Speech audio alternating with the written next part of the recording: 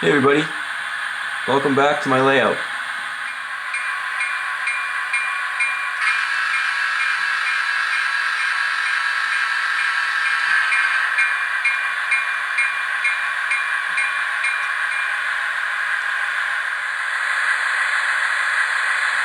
Got a few new things to show you guys. This is the new BLI SW1500 that they recently came out with. And I had ordered one of these undecorated ones with Paragon II sound. I'm going to paint it up for Nova Chemicals SP SW1500 that looks like the one in this photo here I'll show you. It's a nice little model though. I haven't quite gotten used to the Paragon II sound yet. There's a lot of features that come with it, and it's kind of hard to figure out. Like, it's got all the back EMF and everything's already set on it, so there's a few things I need to figure out. That came in, I picked it up at the Edmonton train show when I was up there. And I got it pulling a few of the other things I picked up at the Edmonton train show. These are the Prairie Shadows special run Intermountain hopper cars. This is a CN patch out with the reflective stripes.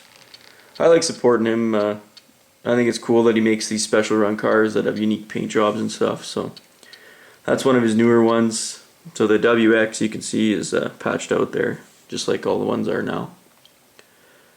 This is his CP Rail no multi-mark, but has the white hatches. Same thing, it's a special run Prairie Shadows model.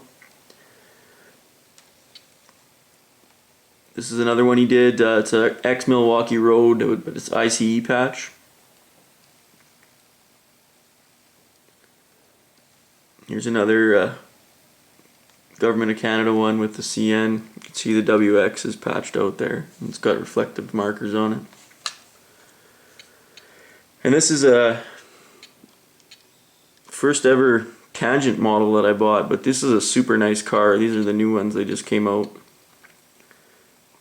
And I was putting an order in for some stuff at MB Klein, and they had these in stock, so I wanted to check it out. They are nice cars though. Really heavy too. So that's all the new stuff I got over the last month, guys. I did get a couple other little things, some detail parts for the layout, and if you can see in the background there, those are the parking stops made by BLMA models. Kind of a neat little detail feature. They even got the bolts on the top of the two bolts on the top of the concrete pieces. So I got a package of those. They're like $4 and you get about 30 of them, so not too bad a deal. That's everything that's new down here, guys. We'll pop into my office and have a look at the structure I've been working on for my Fremo module, and a couple other little detail things I've been building. So before we take a look at my progress I'm making in here, you might have noticed the background color changed in my office, and that's because I actually moved my office. I'm actually down in the basement now because my wife and I are expecting a new family member in January. My old office upstairs got the axe, and that's a baby room now, so I'm down here sharing the spare room with my wife, so we're kind of a split office now. So I moved my desk and everything down here, and that's why, if you're wondering why the wall is now purple.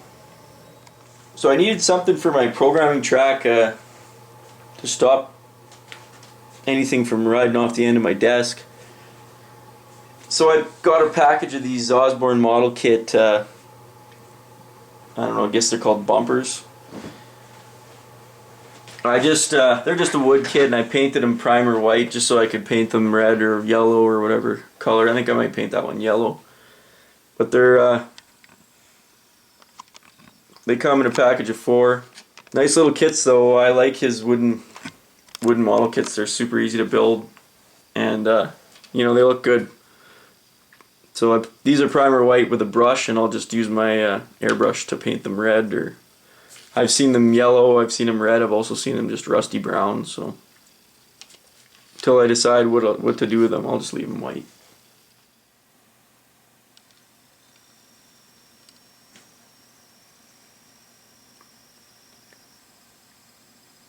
So these are the bins I'm using, guys. They are made by Friesen Plastic Products and are made in Canada, if you can believe that. So that's pretty cool. They are a kit, but they're very simple, not very hard to make. You just CA glue pieces together. It takes about, I don't know, 10 minutes to make each one. Friesen Plastic Products, based in Lethbridge, Alberta. So that's pretty cool. Anyway, so when you put these together, this is the 1620, ends up looking like that. So that's the 1620. Basically it's two sections, and then this is the 1630, which is another set of rings basically to make it a little bit taller. And that's the kind of, it's cool because once you get these big pieces in, you kind of can see how it's going to look. And then I got one more to make, and that's the bigger complex over there. So these are S scale, so they're a little bit too big, but for the basic shape they're okay. The ladders and everything that come with them are really chunky and kind of not as fine a detail as you'd want for HO scale, so I'm not going to use them. And you can see those holes on the side of the bin. I'm going to fill those with a plastic putty, as well as the cracks, and then sand them all down so they look more like one piece of welded steel. And I've been making some pretty good progress with the bins. I got all the bins built for my frac sand unloading module. I added some prototypical details to them. So those long support strips you see on the side here, those are, you can see in the background there, the prototype has those.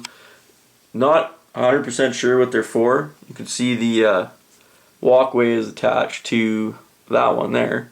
So there's a few to do on the two separate bins like that, and then I built the other 6, and there's a few of those supports on those as well. So I put those together, sanded them down, and then I put those details on. Then I airbrushed the whole thing a kind of a white color, just a creamy off-white, just like the prototype, just to try to blend all the details together and hide the cracks as much as possible. They're still quite visible, but there's not much you can do about it. I tried using some plastic filler, and it was kind of a pain in the ass. So I did get some of these gold medal models HO scale ladders, and I'm going to use those to build the about 3 or 4 of them have ladders on the sides, or they're just in random places, so they'll go up the side of them and they kind of fold over. So they'll go like that, and then they fold over up like that. And I'll do that after, once I secure them in place. Next thing I'm going to work on is this elevator. I'm going to paint it the correct color with my airbrush, and then finish the details on it. Then I can start installing everything in place where it needs to go. Oh, I did find another cool detail part. These are ship models, Seaport Model Works, and these are powered capstans. So the reason I got these, if you look in the prototype picture here, that thing right there, and you can see there's rope coiled up with a hook. That's how they move the cars back and forth. They just wrap the rope around that thing, and then they hook onto the car, and then that motor turns that silver wheel and pulls the car back and forth.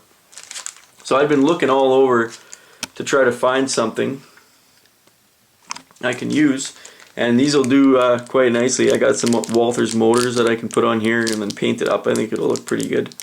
So there's a couple of these. There's one by this set of bins, and then there's another one down here where they move the acid cars back and forth as well. So that was cool to find those. It was kind of random. Got it from MB Klein actually. So that's everything up to mid-October, guys. As always, thanks a lot for watching. We'll see you next time.